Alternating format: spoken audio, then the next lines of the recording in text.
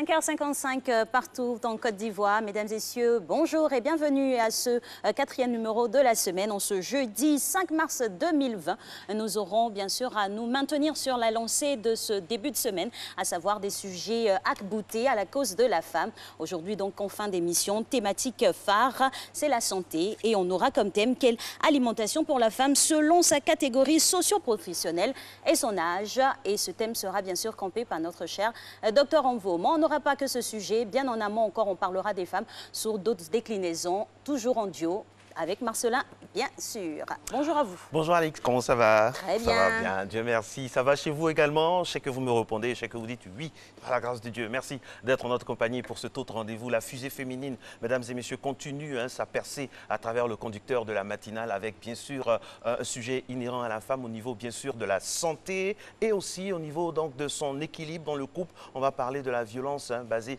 sur le genre. Dieu sait qu'on a de nombreuses femmes victimes de violences.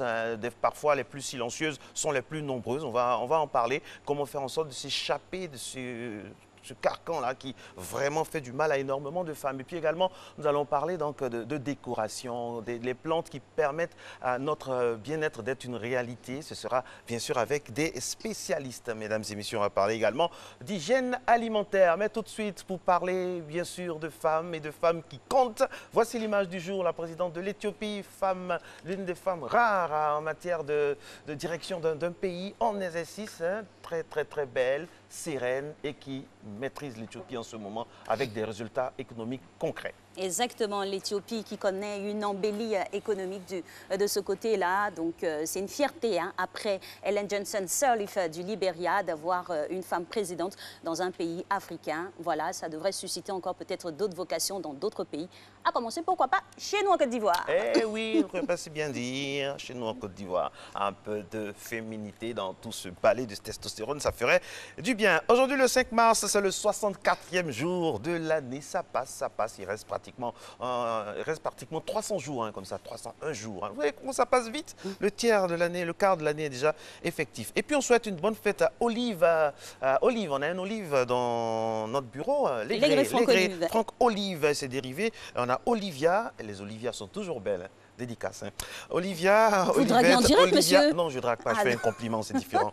Alors, Conan, Géracine, Kiran et ses dérivés, Kérie, Kéman, Kyrian, Kéran, Kéranus, okay. Théophile et Virgile. Eh oui, des prénoms aussi exceptionnels que variés. Kyrian, notamment le nom du bébé de notre chère Christelle Soro, dont le patron est dans ce studio-là, le directeur de la production, monsieur Sissensa, qui a décidé de nous faire un coucou. Et c'est très gentil de sa part en ce début de matinée.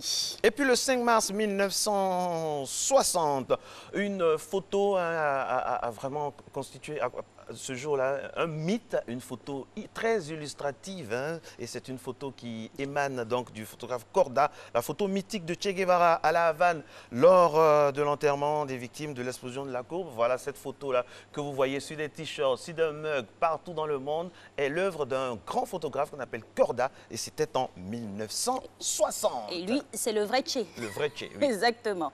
Voilà, lui aussi, il est là, toujours à nos côtés, du lundi au jeudi, c'est sa partition. Le Che de l'info. Exactement, le Che de l'info. Il est là, tout sourire, bien mis, avec voilà, ses fiches pour nous distiller le premier flash qui a trait à nos informations au niveau national. C'est M. Régis Kofi que vous recevez maintenant.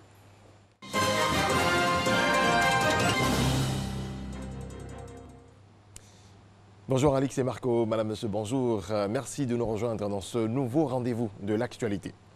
On se rend tout de suite à Yamoussoukro. Le président de la République, Alassane Ouattara, est dans la capitale politique depuis hier. Le chef de l'État va prendre part à la première réunion du Parlement en congrès aujourd'hui. Réunion au cours de laquelle le président Alassane Ouattara va faire son adresse sur l'état de la nation à l'auditorium de la Fondation Félix Houphouët-Boigny de Yamoussoukro. Les détails de Mahama Traoré. Les deux chambres du Parlement réunies en congrès à la demande du président de la République, la Constitution de la Troisième République promulguée le 8 novembre 2016 le permet en son article 95. Le Parlement est convoqué en séance extraordinaire par le président de chaque membre sur un ordre du jour déterminé à la demande du président de la République ou à celle de la majorité absolue de ses membres. Les sessions extraordinaires sont closes aussitôt l'ordre du jour épuisé. L'article 98 de la loi fondamentale clarifie le déroulement des travaux de cette session extraordinaire. Le président de l'Assemblée nationale préside le Congrès. Il est assisté du président du Sénat, qui en est le vice-président. Le bureau de séance est celui de l'Assemblée nationale. Cette session extraordinaire aura pour ordre du jour le message du président de la République sur l'état de la nation. Cette adresse autorisée par l'article 114 de la Constitution se veut une pratique démocratique qui participe à la vitalité de la communication entre le pouvoir exécutif et le Parlement. Le même article précise toutefois que le message du président de la République ne donne lieu à aucun débat. Le président Alassane Ouattara est un habitué de l'exercice. Le 5 mars 2016, il s'était rendu à l'hémicycle pour présenter l'avant-projet de l'actuelle constitution aux députés. Le 10 janvier 2017, lors d'une autre communication, il avait annoncé aux députés la nomination de Daniel Kablan-Duncan en qualité de vice-président de la République. La communication de ce jeudi 5 mars sera aussi historique. Elle sera la première d'un chef d'État en exercice devant les deux chambres du Parlement réunies en congrès. La caution de la présidentielle ivoirienne est fixée à 50 millions de francs CFA. C'est ce qui ressort du Conseil des ministres de ce mercredi. La commission centrale de la commission électorale indépendante CEI sera composée de 16 membres au lieu de 15, a annoncé le porte-parole du gouvernement Sili Timoko Touré à l'issue de ce conseil. Conformément aux instructions du président de la République, le Premier ministre a organisé du 9 janvier au 17 février 2020 la deuxième phase du dialogue politique. Les travaux de cette seconde phase de concertation politique ont réuni tous les acteurs, aussi bien ceux des partis et groupements politiques que ceux des organisations de la société civile autour du code électoral. Au cours des travaux, plusieurs points de divergence ont été observés, notamment sur les propositions de restructuration du pouvoir de décision de la CEI, la limitation du mandat des députés et des élus locaux, le financement a priori sur fonds publics de la campagne électorale et la sanction de la transhumance politique. Toutefois, les délibérations en séance plénière de validation du rapport final et de clôture tenues les 5, 6 et 17 février 2020, suite aux travaux en comité restreint de haut niveau, ont permis d'arrêter 4 points d'accord, à savoir l'introduction du parrainage du candidat à l'élection présidentielle par 1% des électeurs dans au moins 50% des régions et districts, le relèvement du niveau du cautionnement pour l'élection présidentielle à 50 millions de francs CFA, la réduction à 5% du taux de suffrage requis pour le remboursement du cautionnement, la prise de mesures pour freiner la transhumance des électeurs. Face à la menace liée au coronavirus, des acteurs d'urgence médicale et sanitaire ont été formés. L'initiative est de l'Institut national de l'hygiène publique. Stéphane Loboué, Selma Toudia. Une séance de travail pour renforcer les capacités des acteurs du système de santé face aux épidémies et autres urgences sanitaires. À travers cette rencontre, les acteurs de santé, le personnel civil et militaire veulent assurer une meilleure gestion des situations d'urgence. Réduire la mortalité et la morbidité liées aux maladies à potentiel épidémique, aux inondations et autres urgences de santé publique, telles que le coronavirus, reste leur objectif. Nous avons une grande expérience dans la mobilisation, dans le déploiement des équipes médicales. Et là, nous sommes venus voir comment nous pouvons intégrer le système de santé national pour améliorer la prise en charge, la prise en charge pendant les urgences de santé publique. Ce sont des équipes pluridisciplinaires, des équipes mobiles, mais c'est des équipes qui sont surtout destinées à la prise en charge clinique et thérapeutique des malades. Partage d'expériences dans le pays et dans la sous-région, élaboration de feuilles de route pour le déploiement des équipes médicales d'urgence sont entre autres les points qui ont marqué cet atelier de renforcement de capacité. Les équipes médicales d'urgence représentent une main-d'œuvre nationale prête à se déployer en situation d'épidémie et d'urgence majeure. Il se nomme Patrice Baumel. Il est le nouvel entraîneur des éléphants de Côte d'Ivoire. Le technicien français remplace Kamara Ibrahim, limogé le 21 février par la Fédération ivoirienne de football, la FIF. Patrice Baumel revient sur le banc de touche après avoir été l'adjoint de Hervé Renard lors de la Coupe d'Afrique des Nations qui avait vu la Côte d'Ivoire remporter son trophée, son second trophée de cette compétition. Le nouvel entraîneur fera donc son baptême du feu le 27 mars prochain lors de la 3e journée des éliminatoires de la CAN 2021. Point final, on se retrouve à 6h30 pour développer l'actualité africaine. Et comme on dit chez nous en Côte d'Ivoire, Akwaba à M. Baumel. On espère qu'il nous apportera du miel pour nos éléphants de Côte d'Ivoire. On vous retrouve tout à l'heure, mon bien cher Régis. Alors, Matamona se poursuit, mesdames et messieurs, en ce jeudi, à la veille du week-end comme ça. Tout le monde va à Yamoussoukro. Oui. On vous salue du côté de Yamoussoukro. Nous, on y sera avec Alix la semaine d'après. On sera bien entouré. On va aller, comme ça, c'est sûr, c'est acté. Ben oui, le programme est calé.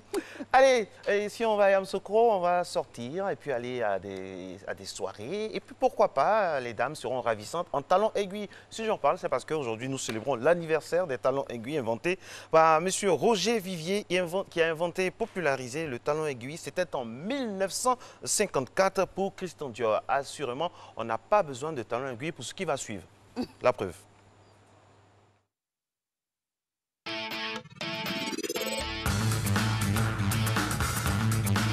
Bonjour, bonjour, chez vous à la maison, toujours quoi débattre pour vous servir. Ok? Aujourd'hui, nous sommes toujours dans la semaine de la journée internationale des droits de la femme. Ok? Donc, le sport pour la dame, le sport pour madame à la maison, le sport pour maman. Ok? C'est ça.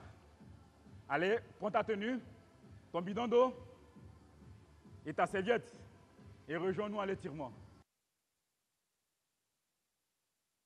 Ok, on grandit à la verticale avec les mains et on descend front genou tout doucement.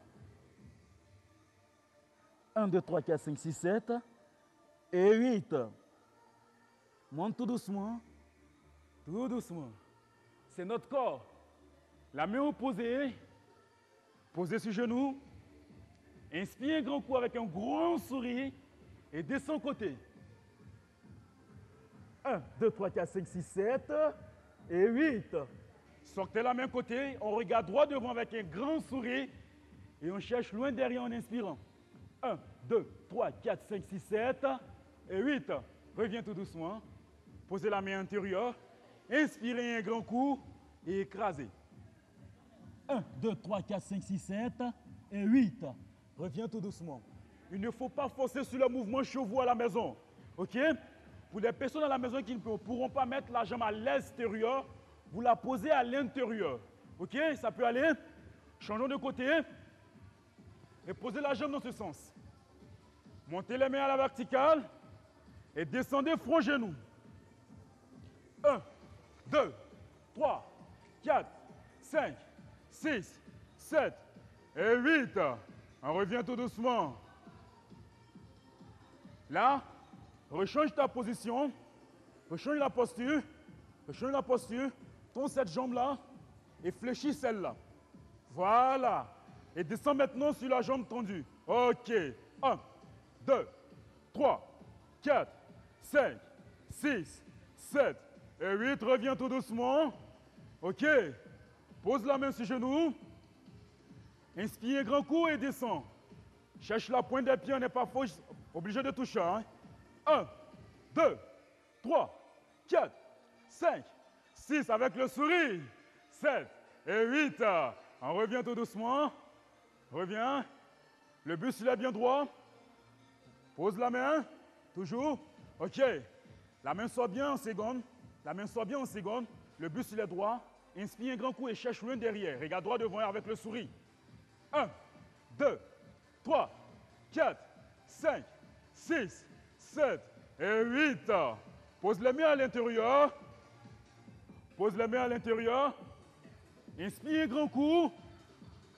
Et écrase.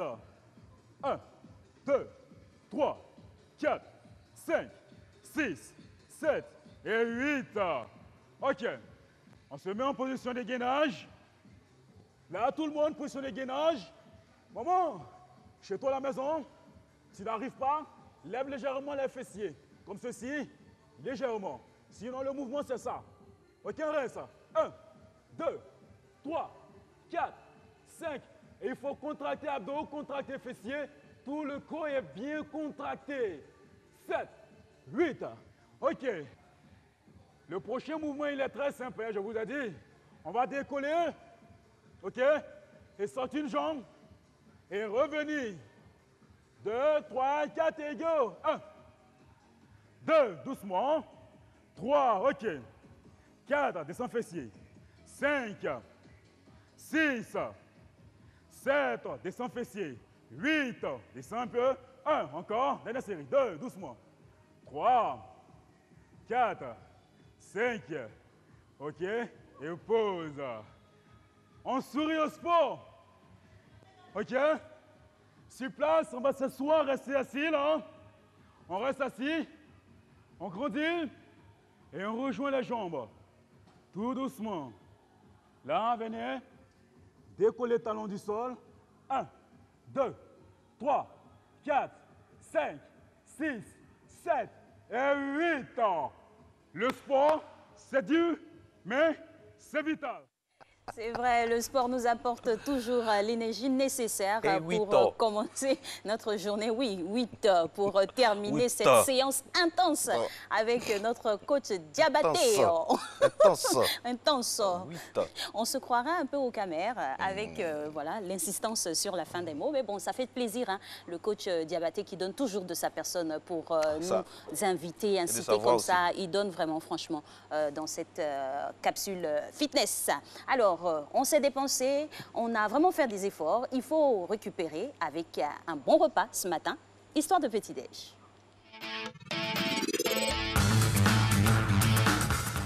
L'éternelle, l'intemporelle salade niçoise, qui ne l'a jamais goûté à une terrasse, à la maison, en famille, quelque part au bord de l'eau. Franchement, la salade niçoise mythique, c'est un mets de rassemblement. C'est facile à faire, facile à trouver. On mange avec son mari, avec sa femme, avec ses enfants et ça fait du bien. Ça fait du bien. La composition, c'est vraiment simple, Alix.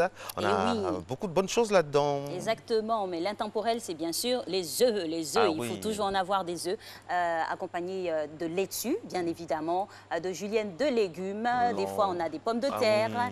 On a aussi voilà, du thon. Et puis chacun, on peut personnaliser ça. Hein. Il y a les Basques, hein, leur salade niçoise, mais basque avec de petits ajouts. En Côte d'Ivoire aussi, nos mamans ont réussi à créer aussi des alternatives. Et c'est magnifique. On vous souhaite un très, très bon appétit. C'est très, très bon le matin comme ça. Très, très bon appétit à toutes et à tous. Et puis encore une fois, on s'excuse pour tous ceux qui sont dans la période du jeûne, du carême chrétien. Renaud est avec nous. Il est très à l'aise ce matin, très décontracté. À la fin de l'année, à la fin de la saison, on va casser des papos ici pour parler comme les gens. Allez, pour ne pas trop faire attendre Renaud, on va aller à la revue de presse, c'est parti.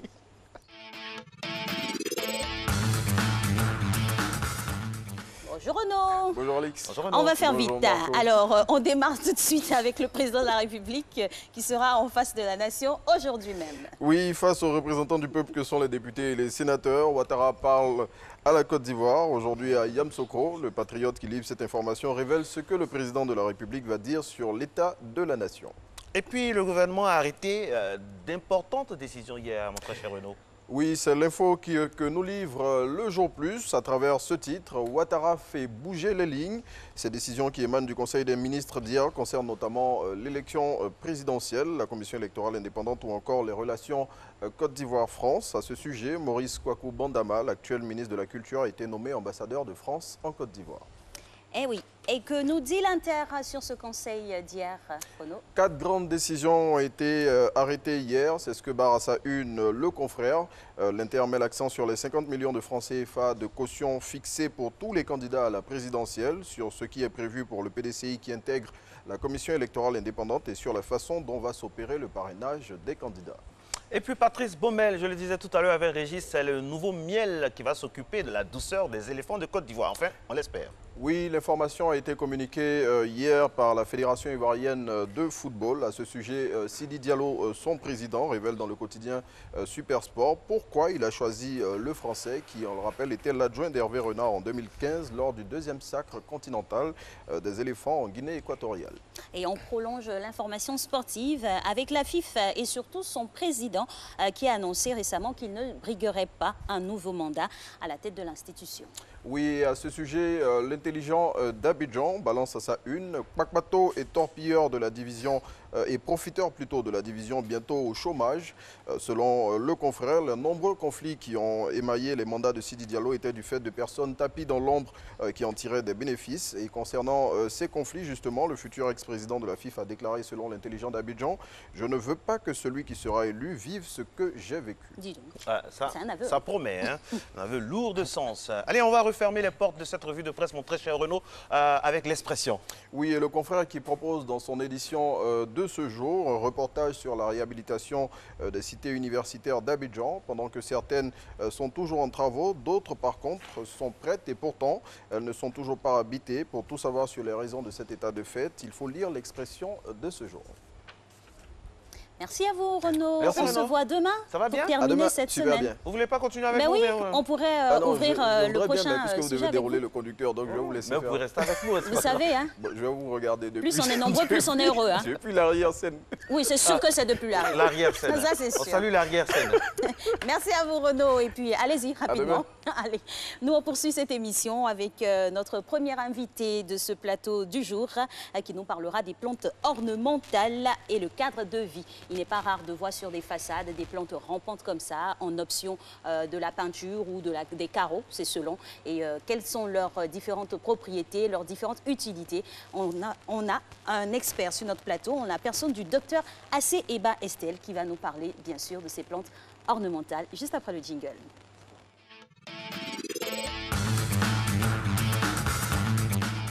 Matin Bonheur, chaque jeudi, nous parlons de votre bien-être, de notre bien-être dans l'environnement. C'est la raison pour laquelle, depuis maintenant quelques semaines, nous invitons avec beaucoup de plaisir des experts sur notre plateau pour nous parler des différents pans de notre côté décontracté de la vie. Docteur Eba Estelle Assé est avec nous. Merci à vous d'être en notre compagnie. On va parler des fleurs. Quelles sont les fleurs qu'il faut mettre dans sa maison? Où les positionner? Qu'est-ce que ça envoie comme santé? Parce que les fleurs, on ne le dira jamais assez, agissent sur la santé. Voilà, le jardin d'Éden, c'est pas par hasard.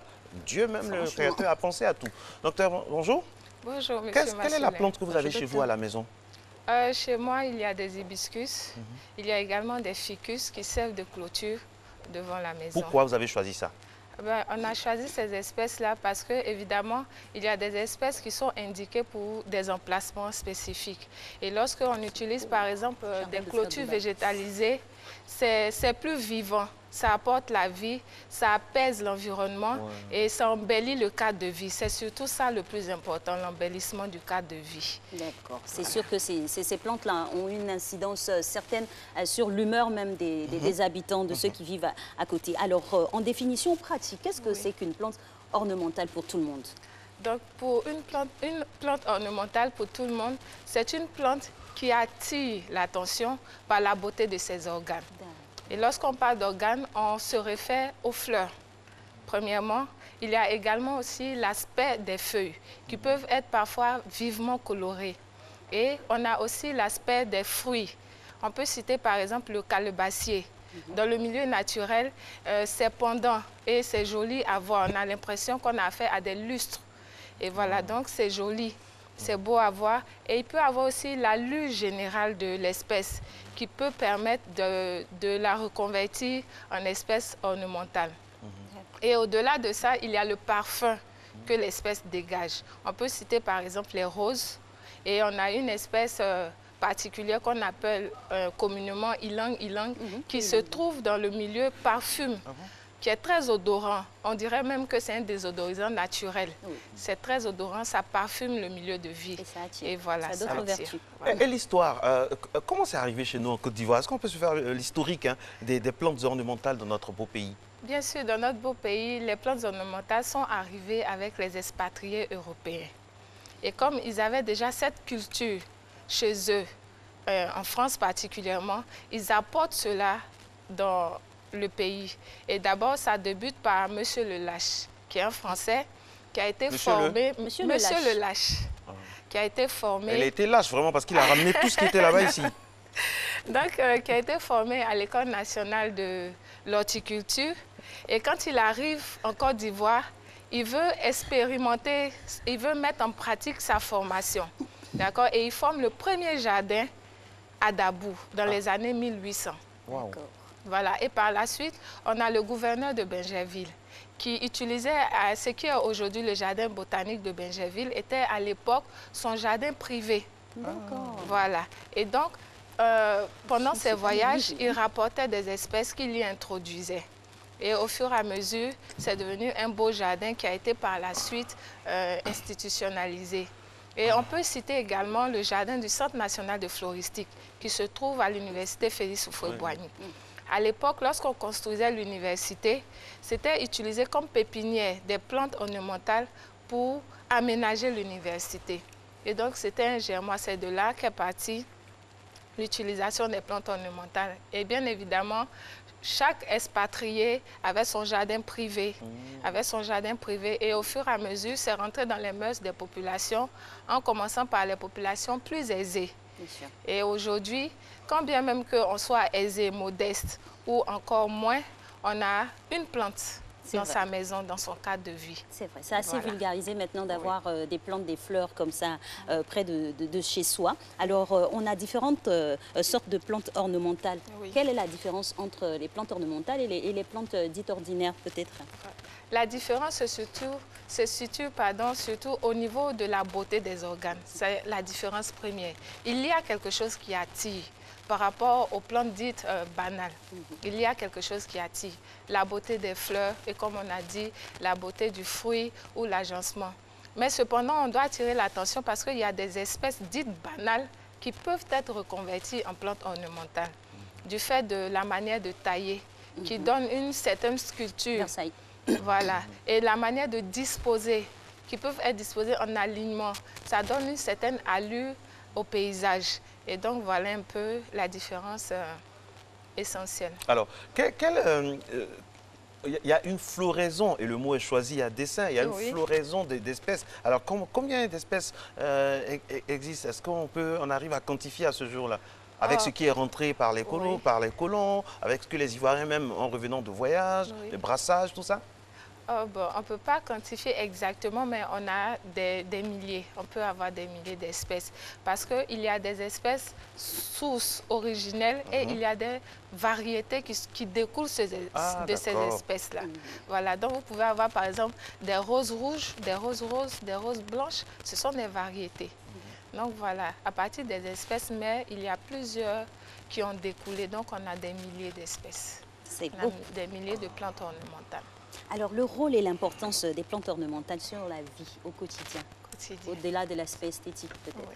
Les plantes ornementales sont très importantes parce que, premièrement, elles contribuent à l'aménagement du cadre de vie.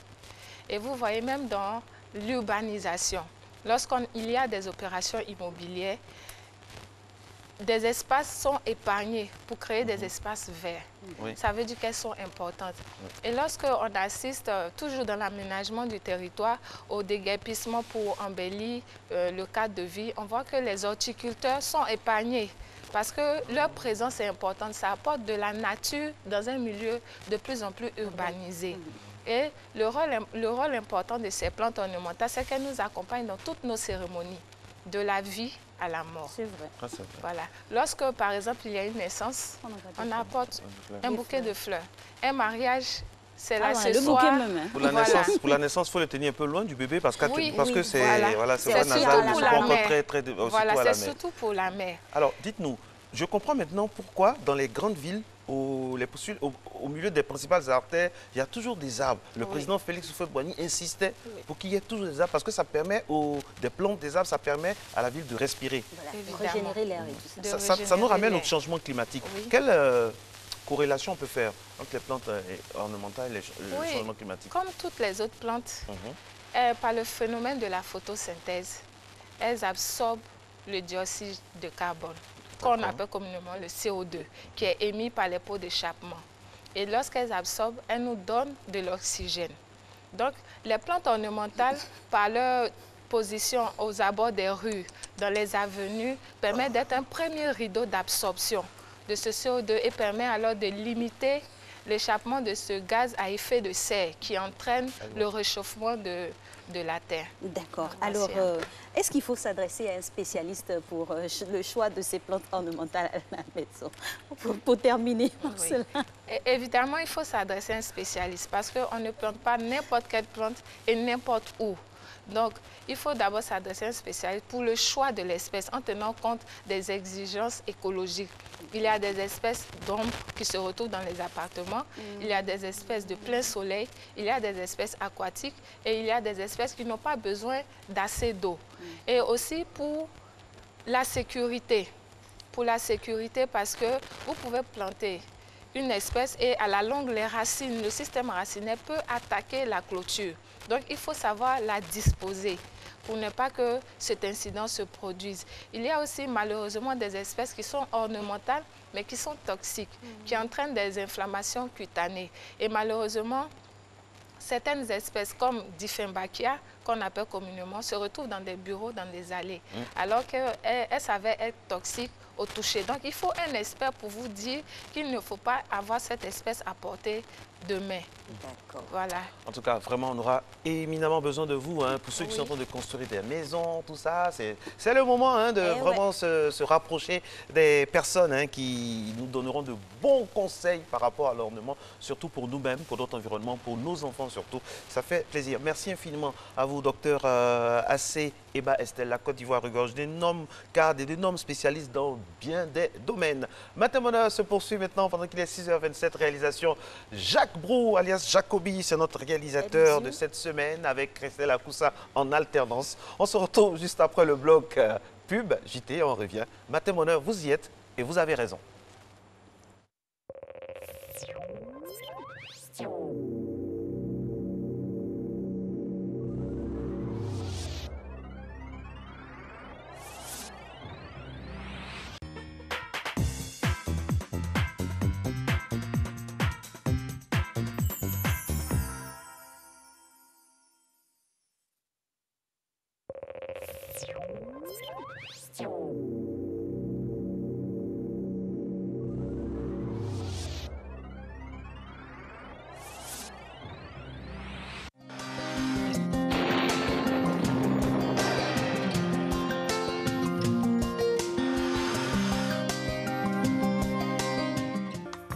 Mesdames et messieurs, bonjour. Au cours de cette matinée, les vents humides persisteront encore sur la région nord avec pour conséquence une atténuation du phénomène d'harmattan dans cette zone. La bande centrale, le sud forestier et le littoral observeront un temps généralement nuageux avec un faible risque d'averse en début de période, notamment sur le littoral.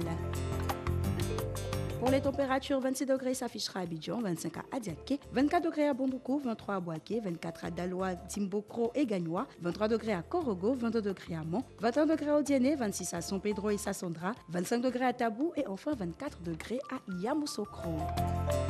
L'après-midi, le nord du pays sera sous l'influence des vents secs de l'harmattan. Cependant, le phénomène sera quelque peu atténué en début de période par la remontée des vents humides. Et plus au sud, l'instabilité se développera progressivement en cours de période pour donner des orages isolés avec possibilité d'averses de pluie sur le littoral et le sud forestier. Cette situation pourra intéresser le centre et l'ouest en fin de période.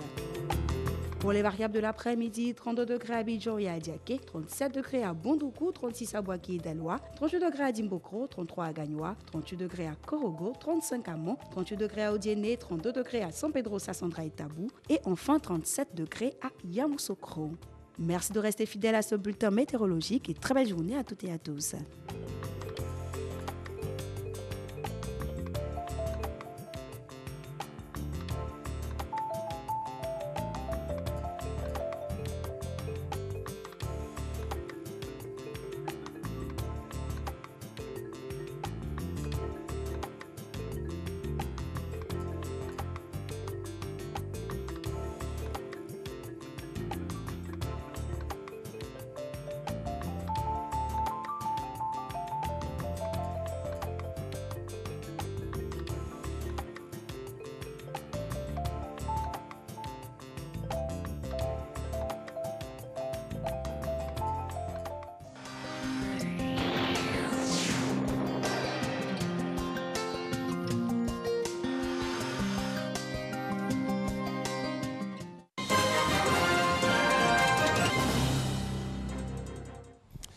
C'est l'heure de l'actualité africaine. Bienvenue. Bonjour à tous. En Algérie, le procès d'une des figures majeures du Irak, Karim Tabou, pour incitation à la violence s'ouvre à Alger. L'affaire provoque une grande mobilisation. Des dizaines de personnes se sont réunies à l'intérieur et devant le tribunal de Sidi Mohamed. L'ambiance était tendue hier. La police, qui a tenté de contenir la foule, a procédé à plusieurs interpellations. Au Mali, le Premier ministre Boubou Sissi a entamé hier une visite dans la région de Kidal où il est arrivé après une étape à Tessalite. La localité est essentiellement contrôlée par l'ex-rébellion, mais depuis bientôt 3 semaines, un bataillon de l'armée malienne reconstitué est sur place. Il est composé de militaires du Sud et de combattants des ex-groupes armés. Au Sénégal, le ministère de la Santé visite le centre de réception et de régulation des appels du SAMU national, visite qui s'inscrit dans le cadre de la menace liée au coronavirus. Regardons. La coordination et la gestion de la médecine d'urgence préhospitalière, ce sont là les 2 grandes missions confiées au SAMU national. Le service fait partie du Comité national de gestion des épidémies. Le rôle du SAMU dans ce Conseil national de gestion des épidémies, c'est d'abord d'aider à la régulation parce que donc on recevra beaucoup d'appels, il faudra coordonner avec les différents centres de traitement. Le travail du SAMU repose sur son centre de réception et de régulation des appels accessible au 1515, un numéro vert. Tous les appels du 1515 sont reçus donc au niveau de ce centre qui fonctionne 24 heures sur 24, 7 jours sur 7, qui a en son sein des auxiliaires de régulation médicale, mais également des médecins, donc régulateurs, et des sapeurs-pompiers. Face à une menace épidémique, quel autre rôle est assigné à cette structure? Transporter les patients, tous les patients graves, donc vers le centre de traitement qui est mis en place donc, au niveau du service des maladies infectieuses de Fann, en collaboration également avec les autres secteurs. L'actuel contexte sanitaire mondial impose une vigilance accrue et une bonne coordination des actions à tous les niveaux. Au niveau de la surveillance, au niveau de la préparation de la riposte, au niveau de la détection comme au niveau de la prise en charge au cas où effectivement au Sénégal il se révélait une situation inquiétante, l'ensemble de ce dispositif-là est au point. Le transport de malades potentiellement contagieux nécessite des précautions et une expertise que le SAMU national possède. C'est un élément clé du dispositif de réaction. La propagation du coronavirus commence à affecter et à menacer l'organisation de grands événements sportifs sur le continent. Le coup d'envoi de la Basketball Africa League reporté, le Grand Prix de Rabat de judo et le Tour du Maroc cycliste annulé. De nombreuses compétitions de ballon rond impliquant des pays touchés par le Covid-19 sont prévues en ce mois de mars. Quart de finale des Coupes d'Afrique de clubs, éliminatoire de la Coupe d'Afrique des Nations 2021. La prudence reste de mise au sein de la Confédération africaine de football. On n'oublie pas non plus le CHAN, championnat d'Afrique des Nations, qui aura lieu le mois prochain au Cameroun. Et justement, on sera au Cameroun. Je vous amène à découvrir la ville de Kribi. Suivant. Avec une vue prenable sur l'océan Atlantique et l'île de Malabo, en terre équato-guinéenne, le débarcadère du village Maï frappe le visiteur par son phare Marguerite, construit en 1906. Ce dernier est situé à proximité du mémorial de la déportation des peuples Batanga lors de la Première Guerre mondiale. Ce site est vraiment mémorial pour le peuple Batanga, en ce sens que c'est là où a eu lieu la déportation et le retour également. Quand on pense que lors de la déportation, on a perdu plusieurs de nos parents, justement c'est pour cela qu'il est sacré pour nous. Raison pour laquelle on ne peut pas faire n'importe quoi. D'ailleurs, notre chef, le chef Mangoué Michel, a été enterré dernièrement dans ce site-là. Cet espace aménagé et qui dévoile son charme reçoit tous les jours de nombreux touristes qui foulent le sol sacré de cet endroit mythique. Un haut lieu chargé d'histoire, mais pas très connu par nombre d'habitants de la cité balnéaire. Les touristes passent, mais ils ne savent pas ce que c'est. Par exemple, le phare, c'est en 1906 qu'il a été...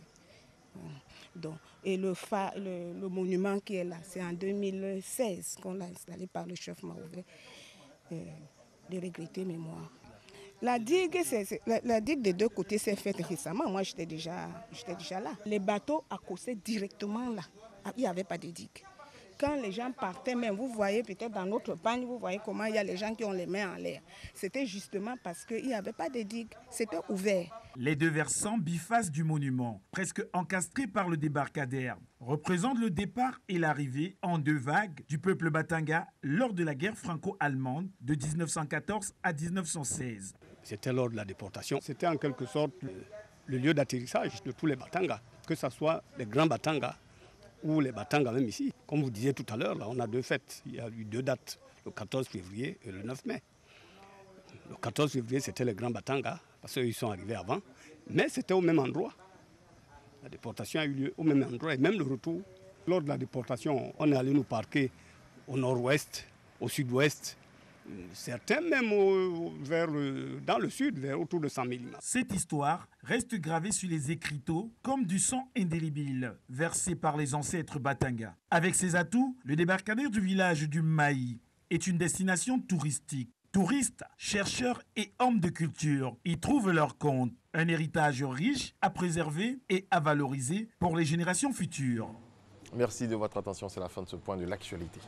Merci à vous, Régis Kofi, et on est dans pas longtemps pour le dernier flash. Tout de suite, nous passons à la suite de cette émission avec le prochain invité de ce programme, à savoir Monsieur Socrate Kofi, qui est chef de service à mobilisation sociale au Comité national de lutte contre les violences faites aux femmes et aux enfants du ministère de la Famille, de la Femme et de l'Enfant.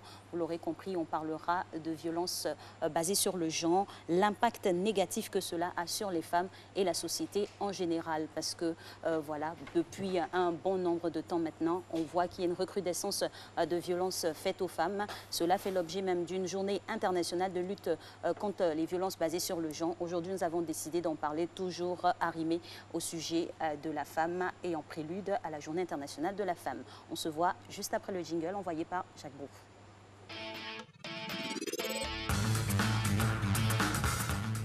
Les femmes qui souffrent en silence, elles sont combien en Côte d'Ivoire et puis en Afrique et dans le monde? Comment ça se passe? Comment ça commence? C'est quoi la violence? Elle est physique, elle est psychologique, elle est psychique? En tout cas, de quel ordre? Autant de questions, c'est vrai que vous vous posez, nous faisons fort de répondre. C'est la raison pour laquelle nous avons sur ce plateau quelqu'un qui est du Sirail, qui va nous en parler. Socrate Kofi, bonjour. Vous êtes, je répète, chef de service mobilisation sociale au Comité national de lutte contre les violences faites aux femmes et aux enfants au ministère de la Famille, de la Femme et de l'Enfant. Et vous êtes très inspiré parce que nous sommes dans l'environnement féminin, parce que bientôt on célèbre donc en fin de semaine là, la journée internationale des droits de la femme. Et dans ces droits-là, la sérénité de la femme est très très importante. Alors dites-nous, est-ce qu'on peut avoir les chiffres des violences faites aux femmes dans notre pays, la Côte d'Ivoire? D'accord, merci déjà à la RTI pour l'opportunité que vous nous donnez pour parler de cette question, pour adresser cette question, parce que nombre de femmes aujourd'hui en Côte d'Ivoire souffrent de ces violences-là. Alors les chiffres que je vais vous donner, c'est les chiffres de l'année charnière, qui a été l'année 2018.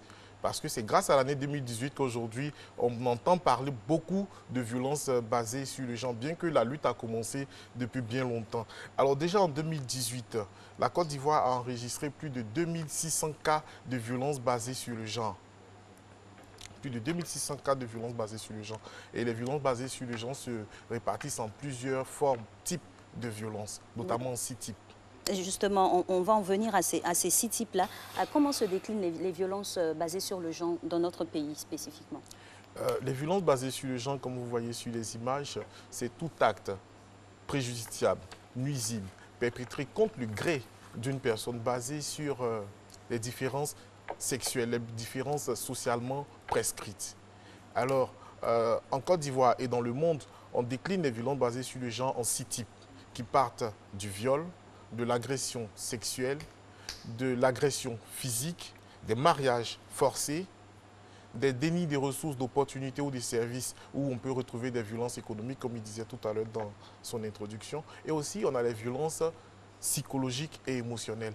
En une phrase, on pourrait résumer qu'on aura des violences physiques, on aura des violences économiques et aussi on aura des violences psychologiques. Ok, Monsieur Socrate, on dit parfois à tort, il y a des préjugés comme ça, l'Africain est violent, parce que l'Africain, il est dans l'émotion, voilà, il est violent. Est-ce qu'il y a des spécificités en Afrique et en Côte d'Ivoire relativement aux violences basées sur le genre, violences faites aux femmes? D'accord. Est-ce qu'en Afrique, on est plus violent qu'ailleurs? Nullement. Nullement. Voilà. Partout dans le monde, la violence est présente. Tout à fait. Que vous soyez chez les riches, que vous soyez chez les pauvres, que vous soyez chez les plus développés ou les pays en voie de développement, la violence est présente partout. Je pense que la violence est aussi une question d'éducation. Tout à fait. Voilà. Oui, effectivement, j'allais vous poser la question de savoir d'où tire-t-on l'origine de la violence, la source de violence? Parce qu'on vit dans un État régi par des lois, donc on devrait être respectueux de ces lois-là, mais on constate quand même des cas de violence. Comment on explique le phénomène? Effectivement, la violence est d'abord dans l'essence de l'homme. C'est la capacité de chacun à dominer cette violence qui fait la différence entre l'homme violent et celui qui est pacifique.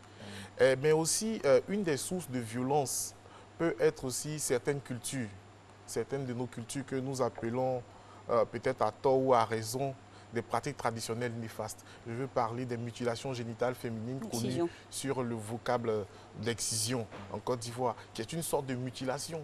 Et c'est atroce. Aujourd'hui, beaucoup de femmes en meurent. Beaucoup de femmes. Une jeune femme qui a été excisée peut-être à l'âge de 3 ans parce que, soit dit-on, on veut la fidéliser, on veut la rendre pure, on veut la rendre femme, on veut la rendre prête à se marier. Elle est excisée, il y a des séquelles. Au moment de son accouchement, peut-être 20 ans plus tard, il y a des complications. Imaginez-vous si elle est dans une zone reculée où l'accès est difficile. Elle peut en mourir.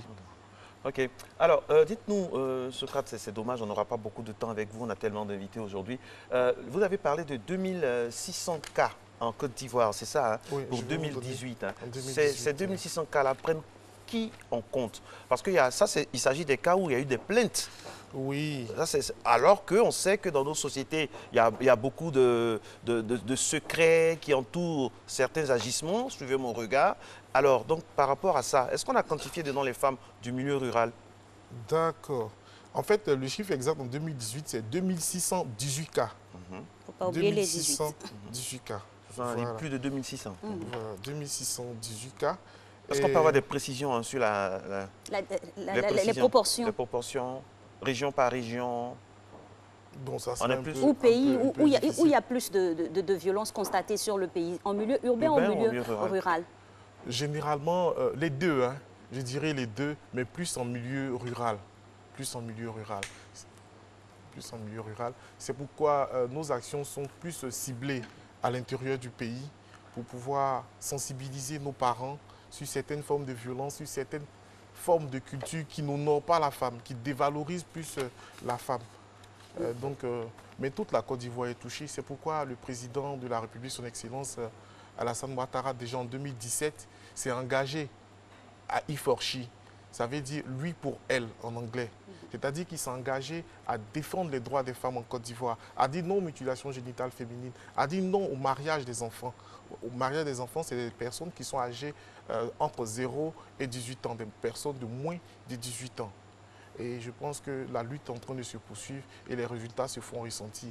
On a fait plusieurs sensibilisations depuis 2018, avant 2018 même, ce qui fait qu'aujourd'hui, les populations brisent le silence. Parce que généralement, il y a certaines formes de violence qui sont adossées à nos cultures. C'est vrai que de plus en plus, on a des mouvements de femmes qui se lèvent. Vous voyez des gens qui dénoncent des cas de viol, alors qu'auparavant, vous savez, le violeur, généralement, il n'est pas loin de la sphère familiale. Et les gens privilégient toujours les règlements à l'amiable. Mais aujourd'hui, avec les sensibilisations et tout ça, ils ont compris le danger, qu'il faut pouvoir extirper de la société cette personne dangereuse pour laisser ces jeunes filles-là vivre leur vie pleinement. C'est pourquoi on a beaucoup de dénonciations aujourd'hui. Et la loi même a évolué dans ce sens. Et c'est bien de vous avoir sur ce plateau parce que ça va permettre aux personnes qui ne veulent pas parler, de montrer qu'au sein des ministères de l'État, au sein du pays, il y a des endroits particulièrement où on peut aller se plaindre. Hein. C'est très, très important. Alix, malheureusement, on est obligé de conclure ce cas-là pour passer à une autre étape.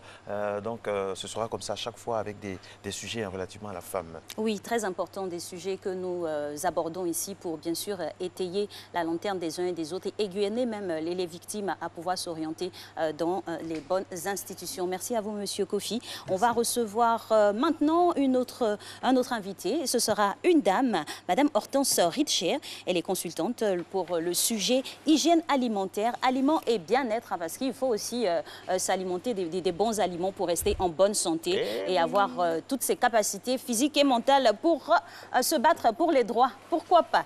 Bonjour Madame et bienvenue. Merci. Alors, on parle avec elle dans quelques instants. Le temps pour Jacques Brou de nous envoyer le jingle.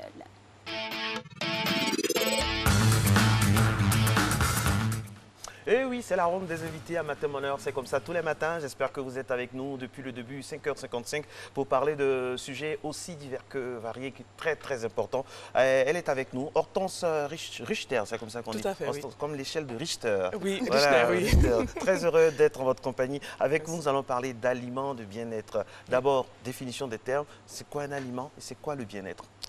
Alors, un aliment, c'est une substance qui va servir à l'entretien et à la croissance de l'organisme.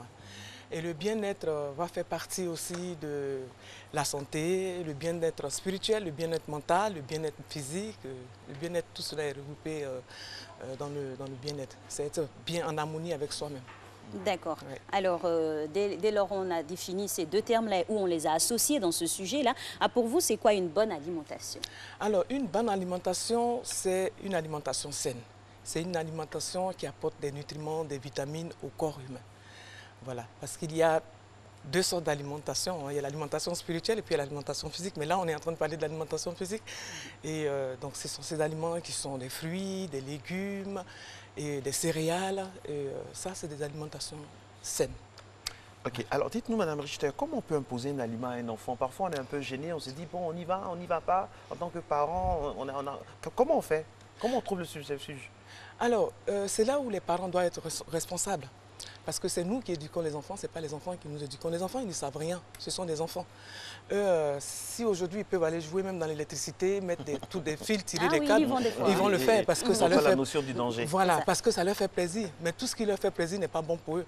Donc c'est nous qui savons que si aujourd'hui, ce matin, mon enfant, il veut mettre, je ne sais pas, 6 à 7 morceaux de sucre dans sa boisson le matin avant d'aller à l'école, c'est nous qui devons lui dire non, tu ne dois pas le prendre parce que c'est comme ci et c'est comme ça. Vous voyez, donc c'est à nous d'expliquer aux enfants pourquoi est-ce qu'ils ne devraient pas prendre cet aliment, pourquoi ils doivent prendre celui-là. Donc il y a toute une éducation à faire derrière. D'accord. Alors pour ce sujet, on a décidé aussi d'ouvrir une brèche sur l'alimentation et la carnation, à savoir la dépigmentation. Votre avis là-dessus? Alors, vous savez, au départ, moi j'étais vraiment très enthousiaste. J'étais partie pour fabriquer des produits cosmétiques pour la peau et tout. Et puis sur le chemin, j'ai réalisé qu'en fait, c'est un temps perdu parce que tout est dans l'alimentation. D'accord. Voilà. Donc, se dépigmenter la peau ou mettre des substances toxiques sur la peau, c'est aussi dangereux parce que tout ce qu'on met sur la peau va passer dans le sang. Voilà. Donc, c'est prouvé que si tu utilises un bras pendant que tu es en train de mettre une crème, ça va traverser tout l'organisme et puis ça passe dans l'autre bras. Donc, en se dépigmentant, c'est-à-dire que chaque jour, on est en train de mettre une petite dose de poison sur la peau, dans le corps. À vous entendre, c'est donc simple hein, que manger mal, c'est vraiment agir indubitablement de mauvaise manière sur sa santé. Et y a-t-il des conséquences sur un mauvais choix d'alimentation? Oui. Lesquelles? Oui. La constipation, le diabète, le cancer. C'est vrai qu'il y a des maladies qui sont héréditaires, ça c'est sûr. Mais il y a certaines maladies que nous achetons nous-mêmes dans les magasins. Donc, oui. Donc voilà, c'est pour ça qu'il est très très important. Et quand on mange mal aussi, on est toujours stressé. On n'est pas de bonne humeur. Voilà. On est de mauvaise humeur. Quand on est de mauvaise humeur, qu'on n'est pas bien, ça veut dire qu'on a une baisse de sérotonine. Donc il y a des aliments qui vont remonter la sérotonine, c'est l'hormone de bonne humeur. Donc voilà, tout est dans l'aliment en fait. Tout est dans l'aliment. Justement, on va rester encore sur les aliments. Vous nous avez cité ce que vous pensiez être une bonne alimentation. On a des féculents, on a des céréales, on a des protéines, on a vraiment plein de choses. Oui. Alors, selon vous, un exemple de bonne alimentation et un exemple de mauvaise alimentation en termes d'association? Alors, je vous ai pris 2 exemples. D'accord. Tout simplement, de 2 boissons. Et ici, on va dire que c'est une boisson qui est malsaine et puis ici, c'est une boisson qui est saine. Tout simplement, c'est que ce qu'on va voir, c'est que la boisson saine, elle est moins chère, elle est accessible. Et puis la boisson malsaine, elle coûte cher. Donc la boisson saine, elle va nous apporter des minéraux, des vitamines, elle va soutenir notre système immunitaire, elle va nous aider à renforcer le système immunitaire. Mais l'autre boisson qui est malsaine, ben, elle n'apporte rien au corps en fait. Elle n'apporte vraiment rien. Elle apporte une énergie qui fait chut, et puis après ça chute. Voilà, donc on reste tous les jours, on est comme ça, donc ça fait que... Exactement. Le chut, ça veut dire quoi? C'est-à-dire que ça fait chut. Quand ça fait chaud, c'est que c'est en train de ça va chuter. On est sûr que ça va chuter tout de suite. Voilà, donc, et vous faites ça avec style en plus. Exactement. Donc moi, là, alors voilà, donc la boisson saine par exemple, elle est accessible. La boisson saine, accessible, mais meilleure, on n'a pas à se prendre la tête, c'est du citron et de l'eau. Tout simple. De l'eau citronnée. Voilà. Et moi là, j'ai ajouté une plante qui est l'ortie. Parce que cette plante, elle renforce le système immunitaire. Elle contient tous les minéraux dont on a besoin, dont l'organisme a besoin. C'est scientifiquement prouvé. Et c'est une plante aussi qui est accessible. C'est ce qu'on appelle la mauvaise herbe. Vous voyez, en Suisse, en Europe, on l'appelle l'ortie. Ici, je ne sais pas si c'est vrai. Je dois vérifier encore, mais j'ai une amie. On a un expert qui est là, elle pourra nous dire. On va trouver le nom, soit en baoulé, soit en dula. Il y a toujours un nom. Il y a toujours, si on c'est a pas les en baoulé, ressources c'est en ici dula. pour définir la plante, d'autant plus qu'on a reçu Dr Assé. En plus de ça, que ce soit en dula ou en baoulé, on va toujours trouver un nom. Alors, j'ai une amie qui m'a dit que ça s'appelait Sékou-Touré. Donc, il y a toujours un nom. D'accord. Ayez confiance, il y a toujours le nom. Donc, voilà. Donc, ça, c'est une boisson, par exemple, moi, tous les matins, elle devient ma boisson. Parce que, vous savez, le corps humain, il est comme un véhicule. Quand vous avez un véhicule, on vous dit que ce véhicule-là, il va prendre, vous mettez du diesel ou de l'essence. Et quand vous allez mettre du diesel dans une voiture qui prend le carburant à l'essence, le moteur, il va... Naturellement, c'est la même chose pour le corps. Donc, quand vous vous réveillez le matin, la première chose, les scientifiques le savent, c'est prouver le petit déjeuner, c'est très important. Le premier carburant. Ah, ça, c'est le premier carburant. C'est celui-là qui va vous permettre de monter, d'aller, d'être vraiment en puissance, de bonne humeur, plein d'énergie. Les gens ne comprennent pas pourquoi. Eh bien, c'est la boisson. C'est ça, le petit déjeuner. Donc, avec cette tisane, ben voilà, on fait une petite boisson comme ça qui est... Je vais juste vous montrer la couleur. En plus, la couleur, elle est belle, elle est saine et tout. Et voilà, donc on va faire et on va juste... Oh là là, je vais salir votre... Ah non, mais c'est pas bien grave, on va s'en occuper. Ok, d'accord. Le temps que nos téléspectateurs voient déjà la couleur. On a un aperçu déjà de la couleur. Exactement. Voilà. Comme ça, c'est plus pratique. Voilà, ça c'est une petite boisson que vous pouvez déguster le matin et la boire et ça vous fournit toute l'énergie. C'est du citron, c'est de l'ortie et c'est de l'eau, tout simplement. Et c'est laissé infuser combien de temps On laisse infuser 5 minutes, c'est-à-dire que vous vous réveillez le matin, vous mettez votre ortie, vous battez, vous... Chaud, froid, tiède? Alors, tiède, c'est mieux. D'accord. Tiède, c'est mieux parce que tiède, ça va aussi vous dégraisser. Voilà. Donc, en même temps, ça dégraisse et en même temps, ça donne une énergie. Ça nettoie les organes, le rein, le foie et tout. Non, mais détoxifiant. C'est exactement le mot. Détox. Et la mauvaise boisson? La mauvaise boisson, ça va être une boisson, c'est du soda. D'accord. J'ai pensé à autre chose. Hein. Tequila, non? Non, je bois Koutoukou. Ah ouais, c'est aussi une forme. Non, alors ça, c'est du soda, il y a de l'eau et du sucre. Tout simplement. Donc, ce sucre blanc qui est... Il y a de l'eau, du sucre. Genre café baoulé. Non, soda. Et là encore, il y a du gaz et tout ça. Soda, mais généralement, on va mettre des colorants. Ils mettent souvent des colorants, voilà, juste des colorants. Et des conservateurs. Et des conservateurs, exactement. Et ça coûte plus cher. Et ça coûte pas cher. Mais plein de nutriments. Ça coûte cher, mais zéro. Et l'avantage, c'est que ça, c'est pas nous qui avons fabriqué. Alors que ça, c'est nous qui avons fait. Et puis vous savez... Le fait maison est toujours meilleur pour la santé. On ne le dira jamais assez. Exact. Et puis vous savez ce que vous avez bu. Et si vous n'avez pas le temps, il faut vous confier aux spécialistes pour le faire pour vous. Parce que vous savez, coach en nutrition, quand on dit coach en nutrition, les gens disent « Ah, mais la nutrition aussi, on ne doit pas coacher les gens pour ça. » Mais bien sûr, parce que les gens aujourd'hui ne savent même pas qu'est-ce qui va avec et tout. Voilà, c'est ça. On croit qu'on mange bien, mais on mange mal. On achète des aliments aussi, parfois on pense que « Ah, mais ça c'est bon, on m'a dit que c'est telle chose. » Moi je suis venue, j'ai fait l'expérience. Tu vas sur le marché, tu vas acheter une plante ou bien tu vas acheter quelque chose. Mais en fait, la vendeuse, elle a tellement gardé ça longtemps dans dans ses ventes-là que ça a perdu toutes ses propriétés. Donc du coup, on va vous dire que « Ah, il faut manger ça, vous allez acheter à manger. » Et il n'y a rien, il n'y a pas de propriété parce que ça a été mal conservé. Voilà. D'accord. Okay. Merci beaucoup, madame. Merci, ça fait tellement plaisir de vous avoir et d'avoir tellement de dextérité sur ce plateau dans tous les domaines, nutrition, plantes, gens, ça fait plaisir. C'est ça, ma témoigneur, être avec vous et vous toucher là où vous aimez afin que vous puissiez avoir le maximum d'informations. Ma témoigneur se poursuit, il est 6h55 à Cocody, précisément à la Riviera 2. On salue tout le monde là-bas, tous ceux qui nous regardent en direct. Et puis aussi du côté de Bingerville à l'entrée et aussi à Bata, c'est bientôt. Ma témoigneur se poursuit. On se retrouve juste après ceci.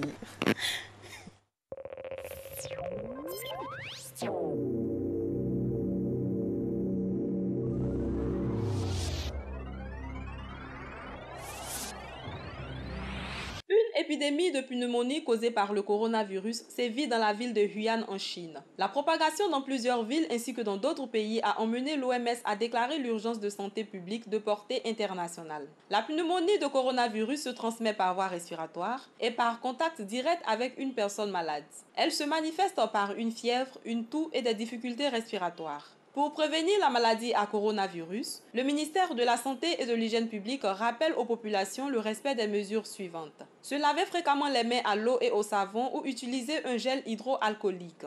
Éviter tout contact étroit avec une personne souffrant de rhume et de toux. Utiliser un mouchoir pour éternuer ou tousser et le jeter dans une poubelle. À défaut, éternuer ou tousser dans le pli du coude. Se rendre dans le centre de santé le plus proche en cas de survenue de fièvre, toux et des difficultés respiratoires. Appelez le 143 ou le 101 pour plus d'informations ou envoyez coronavirus au 1366. Ceci est un message du ministère de la Santé et de l'Hygiène publique avec ses partenaires. Sous l'autorité spirituelle du cheikh Boakari Fofana, président du COSIM, sous l'égide du cheikh Yacoub Kaboré de Vavois, le haut parrainage de El Hadj Abdallah Mabri Touakeus, ministre de l'Enseignement supérieur et de la Recherche scientifique, la communauté musulmane de la Sikoji Concorde à Abobo PK18, Komuska PK18, organise l'inauguration de sa mosquée et le Maolid 1441 Égir sous le thème « Amour du prophète Muhammad, source de solidarité et de cohésion » le vendredi 6 mars 2020 à partir de 9h à la cité Sikoji Concorde à Bobo PK18.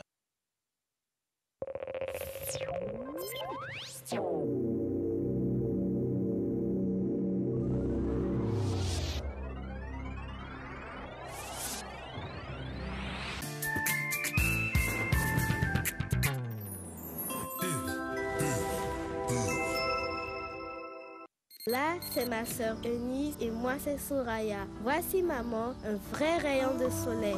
Elle nous prépare toujours de bons plats. Voici Chris, notre frère. Maman, c'est notre meilleure amie. Elle nous aime beaucoup et nous aussi nous l'aimons.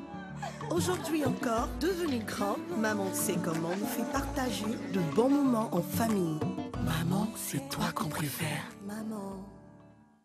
Voici la mayonnaise que vous allez aimer par-dessus tout.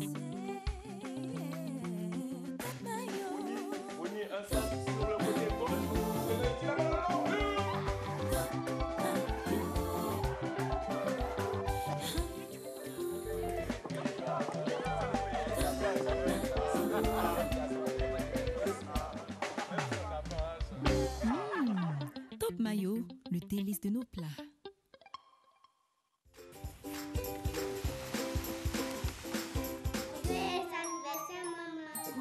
Se réunir autour d'un bon repas est une tradition chez nous. Comme à toutes nos rencontres, il y a toujours beaucoup de joie partagée. Mais surtout au menu, de bons plats de riz La Rizière. Son goût unique et son parfum captivant font de chaque repas un moment de pur bonheur.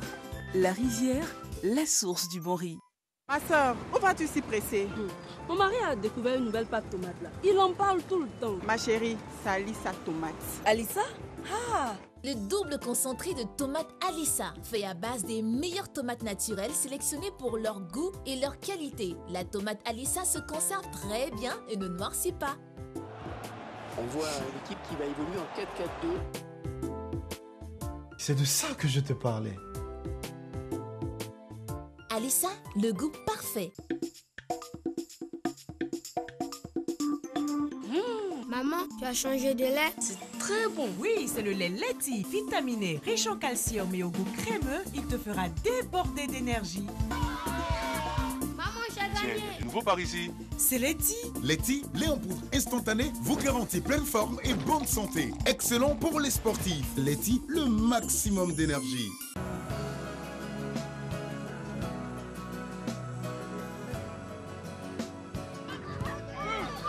Chaque jour, ce sont quelques milliers de kilomètres parcourus pour vous apporter une eau pure et légère, indispensable à une bonne santé. Vous livrer une part de bien-être est ma meilleure récompense d'une journée de travail ardu. Céleste, pure et légère.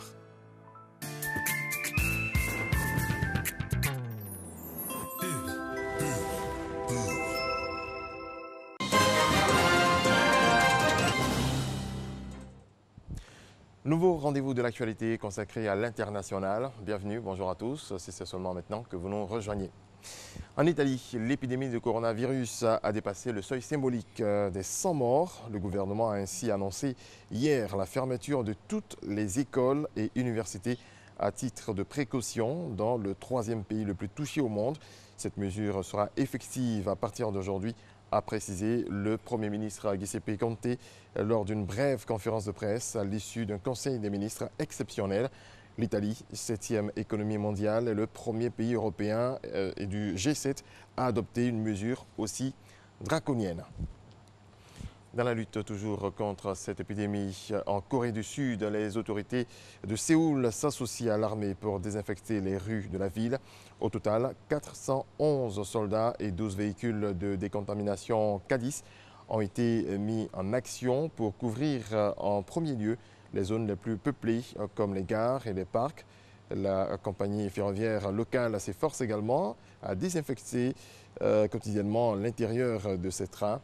La Corée du Sud répertorie 142 nouveaux cas de coronavirus portant le bilan national à 5328.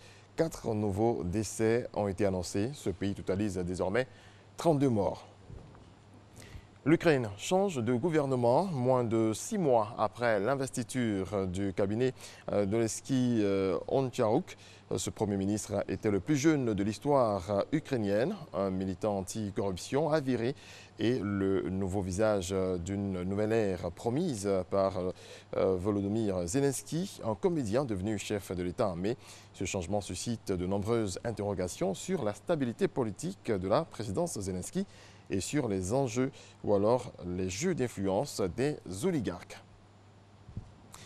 Le milliardaire américain Michael Bloomberg a annoncé hier au lendemain de résultats très décevants lors du Super Tuesday son retrait de la primaire démocrate et a apporté son soutien à l'ancien vice-président Joe Biden. Il y a 3 mois, j'ai présenté ma candidature à la présidentielle pour battre Donald Trump. Aujourd'hui, je me retire de la course pour la même cause, battre Donald Trump, car il est devenu plus clair à mes yeux que continuer aurait rendu plus difficile d'y parvenir, a déclaré l'ancien maire de New York. Le défilé Vuitton de Louvre à Paris clôture en beauté la Fashion Week automne-hiver 2020-2021. Mardi donc, Paris disait adieu à la Fashion Week avec le défilé toujours très attendu de Louis Vuitton.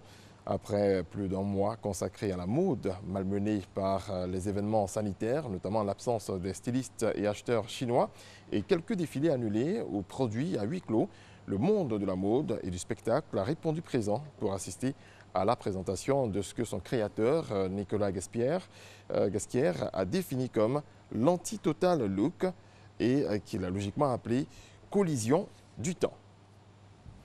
Le Spider-Man français Alain Robert a escaladé hier à main nue et sans être assuré un gratte-ciel de Barcelone pour mettre en garde contre la peur contagieuse autour du nouveau coronavirus. Sous le regard des curieux, le grimpeur de 57 ans a escaladé puis descendu en 47 minutes la tour Akbar qui est haute de 145 mètres. La police locale l'a interpellé une fois au sol, tandis que des passants l'applaudissaient. Et puis un mot de foot en France, Coupe de France, justement, le Paris Saint-Germain et Thomas Meunier se sont qualifiés pour la finale en atomisant Lyon et Jason Denayer sur son terrain, 5-1. Kylian Mbappé a inscrit un triplé. Aïe, aïe, aïe. C'est la fin de ce rendez-vous de l'actualité. Merci de votre attention. Très belle journée à toutes et à tous. Merci. Merci à vous, Régis Kofi. Ce foot-là, on l'adore, d'autant plus que notre star marque comme ça 3 buts. Ma foi, c'est jouissif. Le monsieur qui a grimpé, là, j'ai dit, c'était sans assistance. Oui, sans protection. Ça laisse suicidaire. Hein. Vous savez qu'il y aura un comme ça en Côte d'Ivoire bientôt. C'est lequel? Il vient pour le Massa, il s'appelle le Ménestrel. C'est un Français et il fait ses spectacles, je ne dirais pas tout, mais franchement, les immeubles, les gratte-ciel d'Abidjan vraiment doivent être vraiment sécurisés parce qu'il y a quelqu'un qui vient pour le Massa pour ça. J'espère qu'il va s'assurer. Et il est, ouais, non mais là... La sécurité au moins. Justement, et ben oui. du bon état du ça s'appelle bâtiment. avoir la foi, quoi. Escalader comme ça avec son compte, ben oui, moi je me dis que c'est un peu suicidaire aussi. Hein, des fois, il ne faut pas pousser, quoi. Un truc de, enfin, je ne vais pas dire ça ici, ben mais un truc de ouf. Voilà. Un truc de ouf. On le fait? Non, sans moi. On lui en parle? Oui, il faut lui en parler, mais on ne le fait pas. On ne le fait pas du tout. On a encore de la progéniture à voir grandir. Ça, c'est sûr. Alors, merci Régis Kofi. On se voit la semaine prochaine. On égrène tout doucement ce mois de mars et puis on va y arriver jusqu'en juin. Alors, on poursuit cette émission avec notre docteur Envo national qui est là pour ce jeudi dans la thématique santé pour parler d'alimentation adaptée aux âges des femmes en général et surtout particulièrement en fonction de leur catégorie socio-professionnelle. Quel aliment manger quand on a peut-être 18 ans et quand on est étudiante, quand on a 50 ans, quand on est à la retraite ou quand on a 33 ans et on est encore en service dans un métier comme le nôtre. Voilà, ce sont des questions auxquelles le docteur Onvo essaiera de trouver des réponses après le jingle, bien sûr.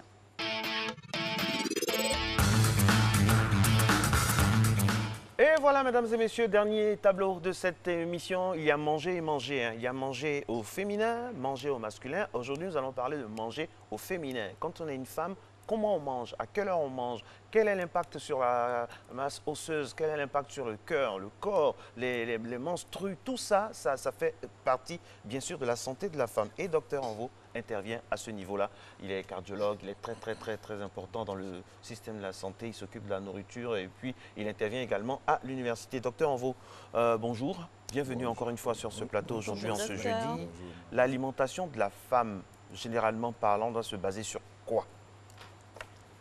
Alors, je suis nutritionniste en cardio. En cardio, oui. En cardio. Alors, on parlera de l'alimentation de la femme en fonction de l'âge et aussi à quelques maladies qui, de manière insidieuse, se tuent au niveau de la vie quotidienne de la femme. Voilà, donc, d'abord, l'alimentation de la femme quand elle est encore jeune. Alors, il faut dire qu'une femme comme l'homme, avant la puberté, alors ces deux catégories de personnes partagent la même nourriture. Voilà. C'est-à-dire que depuis l'allaitement jusqu'à ce qu'on puisse avoir les premiers signes de la puberté, il n'y a pas grande différence entre l'alimentation de la femme et puis celle de l'enfant. La différence va se situer au niveau de la puberté. C'est déjà à partir de la puberté déjà. Alors la femme, l'alimentation de la femme doit être renforcée en ce qu'on appelle les aliments riches en calcium. Parce que c'est ce calcium-là qui va déterminer un peu l'état de l'ostéoporose à la ménopause. Donc il faut renforcer déjà. C'est à ce niveau que les os ont besoin de plus de calcium pour se renforcer. Donc si à ce niveau-là, les os n'ont pas été renforcés en calcium, alors on verra que plus tard, quand elle sera à la ménopause, elle sera plus fragile, elle sera plus victime de l'ostéoporose que celle qui a été renforcée, celle dont l'alimentation a été renforcée en calcium durant la puberté. Donc son troisième âge se prépare déjà dans le démarrage de sa vie. Voilà, alors les aliments à fort apport de calcium pour la première phase de vie, ce serait quoi? Généralement, ce sont les protéines, les aliments riches en protéines. C'est du poisson, c'est de la viande. Ces aliments-là, c'est les produits laitiers, très riches en calcium que normalement la femme, dès cet âge-là, prend pour se renforcer en calcium. Voilà. Généralement, c'est ce que nous prenons pour renforcer les os de la femme en puberté. Parce que alors, durant les premières maternités, alors je disais dernièrement que la femme va fournir du calcium pour établir le squelette de l'enfant. Donc, c'est ce qu'elle mange qu'elle donne aussi à l'enfant. Donc, si elle ne mange pas assez d'aliments riches en calcium, vous allez que l'enfant va naître bien sûr avec un bon squelette, mais elle aura un déficit. Et puis, alors, après une première maternité, avant la seconde maternité, il faudra qu'elle puisse remplacer un peu ce déficit osseux qu'elle a dû créer par la grossesse. Voilà. Donc il faut chaque fois, avant une maternité, se renforcer en calcium avant la prochaine maternité. Sinon, à la suite de plusieurs maternités, vous allez voir que la femme ménopausée aura un déficit en calcium et déjà, le reste de sa vie, vous allez voir un peu comment est-ce que la ménopause sera déséquilibrée souvent parce qu'elle sera victime de l'ostéoporose, le tassement des os, etc. On ne le dira jamais assez, hein, vous entendre, le calcium est d'une importance déterminante dans l'alimentation de la femme. Et vous, qu'est-ce que vous en pensez à Abidjan ou partout ailleurs où on a pu vous rencontrer? Eh bien, manger équilibré et sain est un gage de bonne santé selon les spécialistes. Vous, mesdames, qu'on a interrogées, au fait, qu'est-ce que vous avez à dire et comment vous voyez le thème?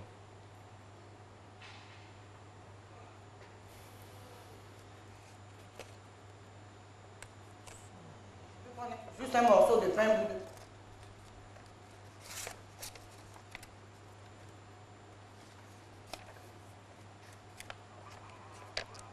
On prend de la tiquée associée au poisson ou bien du poulet que moi-même je fais faire au four.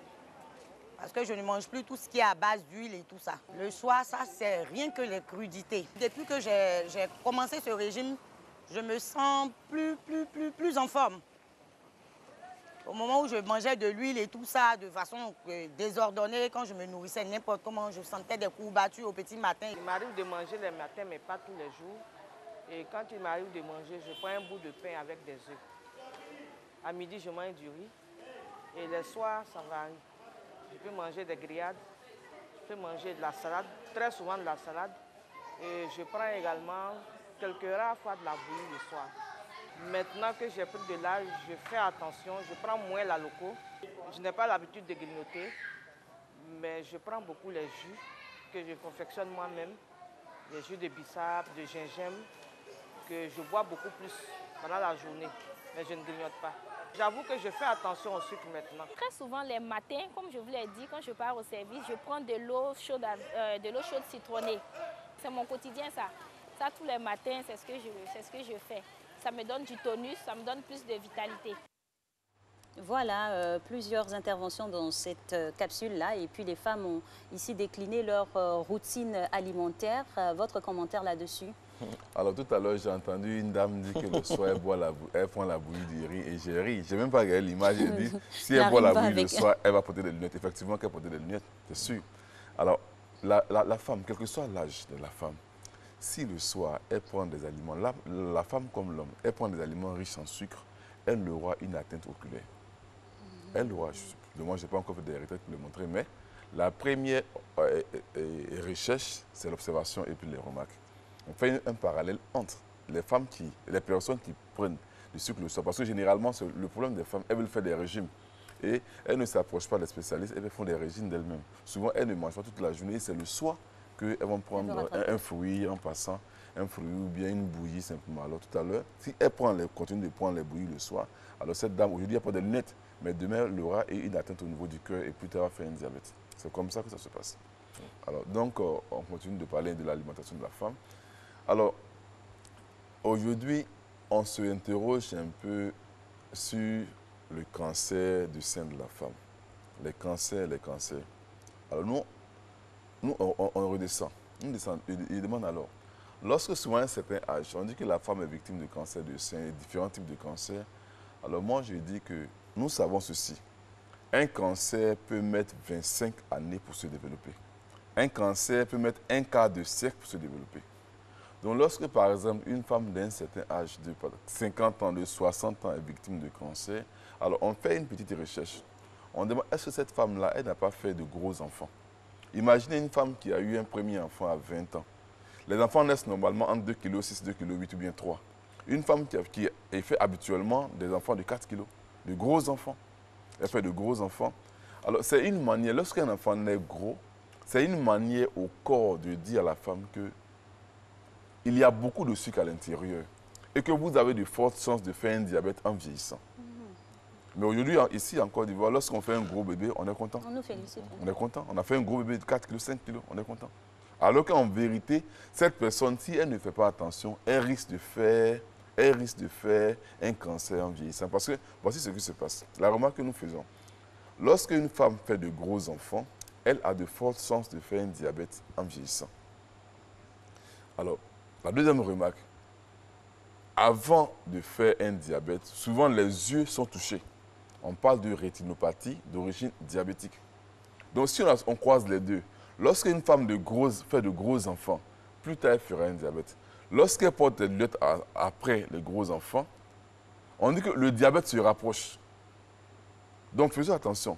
Celles qui font de gros enfants et puis après elles vont commencer à porter les lunettes pharmaceutiques, ou bien celles qui ont porté les lunettes pharmaceutiques et puis après font de gros enfants, nous on dit ces personnes-là qu'elles fassent beaucoup attention parce que c'est des alertes de diabète. Okay. Voilà, gros enfants portent des lunettes. Les deux, quand on croise les deux, ce sont des alertes de diabète qui peuvent être là pendant des années. Pendant 10 ans, 15 ans. En latence, quoi. En latence. Okay. C'est-à-dire que la glycémie ne montre pas grand-chose. Pourtant, le second examen, qu'on appelle l'hémoglobine glyquée, qui résume le sucre des 3 derniers mois, souvent montre que cette dame-là, elle a des chances de faire un diabète en vieillissant. Il faut faire attention à toutes ces indications. Tout à l'heure, c'est très, très important. On espère que les femmes, parce que le conducteur de l'émission vous est dédié tout au long du mois de mars, il faut prendre énormément de notes, qu'on soit jeune et quelle que soit la provenance sociale. Matin Bonheur, dans le climat de réaction, va s'asseoir maintenant sur un thème très, très important, vraiment un témoignage de notre envoyé spécial particulier des matins. C'est M. Bonzo. C'est parti. Ça fait 2 années de cela, 2 à 3 années de cela, j'ai mangé de la loco. Je ne sais pas si c'est l'huile qui n'était pas bonne ou autre. Et après avoir fini de manger de la loco, j'ai senti vraiment, je me suis sentie faible. J'avais envie de rendre autre. En tout cas, je ne me suis pas bien sentie. Et depuis ce jour, j'ai essayé une autre fois encore. Et la seconde fois, j'ai eu les mêmes effets, donc ce qui fait que j'ai peur de manger la loco. Je ne touche même plus à la loco. Même quand je fais à la maison, j'ai même peur de mettre dans la bouche. Je ne sais pas si cela est dû à quoi, bon, je ne sais pas. Mais je supporte difficilement la loco. Je ne sais pas, j'ai un problème de digestion, je ne sais pas. Là. Simplement, je me suis dit que la loco passe pas, donc je ne dois plus manger. Je ne dois plus manger pour ne plus ressentir les efforts que j'ai ressentis. Le témoignage de cette dame concernant voilà, toujours l'alimentation, elle a spécifié avec notre mets ici qu'on appelle la loco spécifiquement. Est-ce qu'elle fait bien de proscrire cette nourriture-là de son alimentation? En termes d'alimentation, chacun a sa réaction vis-à-vis d'un repas. Voilà, peut-être qu'elle ne tolérait pas, la loco, sûrement qu'elle ne tolérait pas. Sinon, la loco, il est bien de le manger. Mais chez une femme qui a une activité ovarienne normale, qui a ses règles normalement, elle mange de la loco, elle n'a aucun problème. Voilà, moins qu'elle ne tolère pas la loco. Mais celle qui est ménopausée, ou bien qui est en absence de règles, ou bien qui a une dystrophie ovarienne, quel que soit le problème gynéco, ou bien celle qui est sous des méthodes de contraception. Alors, ces personnes-là qui vont prendre la loco, alors ce groupe d'aliments est appelé aliments à index glycémique élevé. Voilà. Donc, une jeune femme qui a encore une activité ovarienne normale, qui a ses règles, elle mange de la loco, elle n'a rien. Mais celle qui n'a pas d'activité ovarienne normale, lorsqu'elle mange de la loco régulièrement, vous allez voir que dans le bilan, ce qu'on appelle le LDL cholestérol, alors il y aura un pic, le mauvais cholestérol va se lever. Voilà, voici la différence entre une femme qui est ménopausée et celle qui n'est pas ménopausée. Donc la jeune femme qui est encore en activité ovarienne peut manger normalement sans souci. Mais celle qui commence à avoir des absences de menstrues ou bien des problèmes de gynécologie, alors doivent faire beaucoup attention parce que leur protection, ce qu'on appelle l'oestrogène, commence à baisser. À partir de 30 ans, on dit que, à partir de 30 ans, on dit souvent, certains médecins disent que la masse osseuse de la femme commence à décliner. Info ou intox? Bon, je n'ai pas vérifié, mais généralement, c'est voilà, à partir de 30 ans, 40 ans, lorsqu'on tend vers la ménopause, voilà, ça commence à chuter un peu jusqu'à ce que ça soit plus important à la ménopause. Et cela, ça demande qu'est-ce qu'il faut faire pour compenser? Parce que généralement, autour de 30 ans, il y a les maternités. Oui. Donc c'est pourquoi il insistait tout à l'heure qu'après chaque maternité, il faut vous renforcer en calcium avant la prochaine maternité. C'est vrai. Voilà. Qu'importe la maternité, il faut se renforcer. Maintenant, quand on observe que le bébé a un poids assez spécifique, il faut faire vraiment attention. Surtout au sucre du soir. Voilà. Alors, j'insistais tout à l'heure, je disais par exemple que je souhaiterais que les femmes d'un certain âge, une femme qui est ménopausée, ne puisse pas manger le soir des aliments riches en sucre. Par contre, celle qui est jeune, qui a encore une activité ovarienne, elle peut manger normalement sans souci. Voici un peu la différence entre ce type de femme et l'autre. Une fois que la ménopause arrive, toutes les femmes doivent se dire qu'elles ont franchi une étape de leur vie. C'est un âge qu'il faut considérer. Même si c'est à 30 ans que la ménopause est arrivée, elles doivent considérer ce fait-là. Alors, il faut vraiment observer son évolution de vie pour pouvoir adapter son alimentation. Là, aujourd'hui, notre sujet aussi parle de catégories socio-professionnelles. Alors, est-ce qu'il y a des maladies qui a trait aux personnes aisées et puis des maladies pour des personnes beaucoup plus vulnérables? Aujourd'hui, quel que soit qu'on soit aisé ou bien non, pourvu qu'on ait une alimentation qui se ressemble, on peut partager les mêmes maladies. Alors, j'aimerais me prononcer surtout sur l'activité de la femme et puis la maladie qui est associée. Alors, beaucoup de personnes ont des activités qui ne leur permettent pas d'avoir une bonne alimentation. C'est parce que la femme d'aujourd'hui est tellement occupée à faire beaucoup de choses. Occupée de la maison, des enfants et puis du travail. Donc, la femme travaille tellement que souvent, elle n'a pas le temps de se faire une bonne alimentation, un bon repas. Et surtout, les personnes qui sont embauchées ou bien qui travaillent dans une entreprise qui n'ont pas un emploi établi pour suivre un bon régime alimentaire, souvent les conséquences sont là. Ils prennent par exemple des femmes qui sont caissières. Elles sont caissières souvent en pharmacie ou bien en supermarché qui n'ont pratiquement pas le temps de manger. À peine elles ont 1 heure entre midi et 2 pour manger. Donc, quand c'est comme ça, elles n'établissent pas un bon régime alimentaire. Et souvent, ce que j'observe, c'est que ces personnes souvent ont des problèmes de digestion. Des problèmes de digestion qui se traduisent souvent par des constipations chroniques. Alors, on a fait une petite enquête qui montre que souvent, en semaine, beaucoup de personnes qui ont des problèmes de femmes, qui ont des problèmes de maternité, à peine elles font les toilettes, elles font les selles, à peine elles font les selles 2 fois par semaine. Donc, ça veut dire qu'il y a un parallèle, on peut établir un parallèle entre la maternité, l'infertilité de la femme et puis les problèmes de constipation. Beaucoup de femmes qui ont aujourd'hui un problème d'infertilité devaient s'interroger sur comment régler leur problème de constipation. Parce qu'elles vont prendre comme si ce n'est pas un problème sérieux. C'est-à-dire que ne pas aller faire les selles tous les jours, ce n'est pas sûr. Pour eux, ce n'est pas important. Pourtant, un des facteurs les plus importants de la santé, il faudra qu'on se vide. Et souvent, du fait qu'elles n'ont pas le temps, souvent de leur travail, elles n'ont pas le temps pour bien manger, alors elles traînent souvent des inconforts digestifs ou ces constipations qui, à la longue, jouent un peu sur leur maternité. Elles n'ont pas un seul enfant. Mais quand on fait les enquêtes, vous allez voir que ces personnes-là, elles ont un gros souci de constipation. Et quand on fait les enquêtes, on remonte que c'est parce qu'elles n'ont pas le temps de bien se nourrir, qu'elles sont constipées, que pour finir souvent, elles n'ont pas, elles ont une infertilité. Et docteur, il y a des femmes dans nos pays sont des femmes très, très travailleuses. Oui. Très souvent, on voit des femmes qui gèrent des commerces, qui sont tout le temps assises et qui donnent des instructions, tout ça. Est-ce que cette position toujours assise, là, je ne sais pas si on peut qualifier de sédentaire, de la sédentarité, est-ce que ce n'est pas des femmes qui, après, s'exposent à des maladies? Effectivement, le fait de... Vous voyez un peu de quoi effectivement, la sédentarité, on voit la dame qui, par exemple, grille les galettes les matins. Voilà. Et même la caissière aussi. La caissière, voilà. Elle est tout à la banque, à la réception, vous verrez, par exemple, l'assistante, la secrétaire. Effectivement, la seule activité qu'elle met, c'est cette activité-là.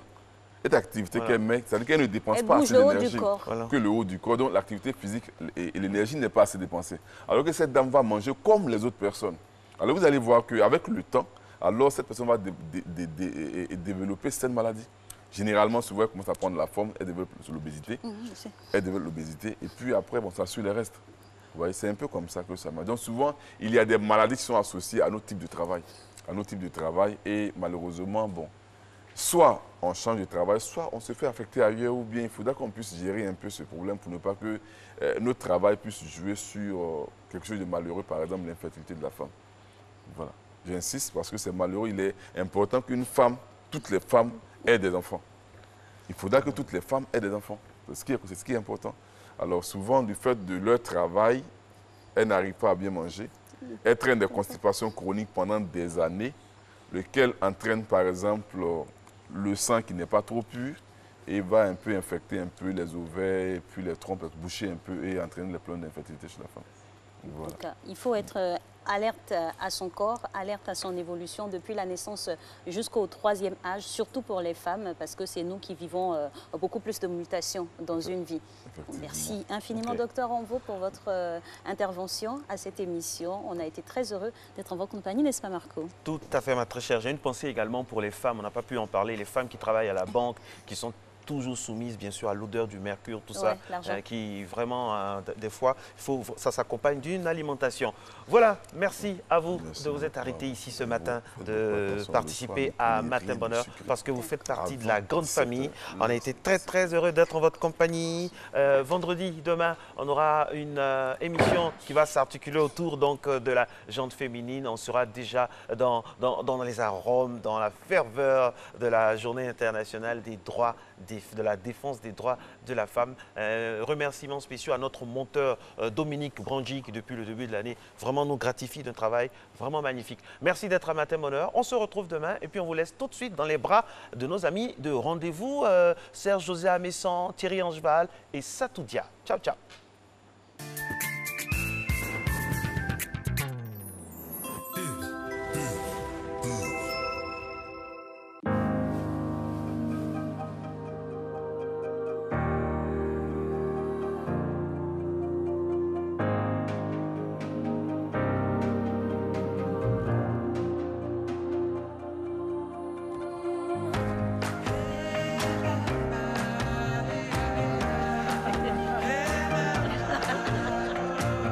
Toutes les femmes, toutes unies.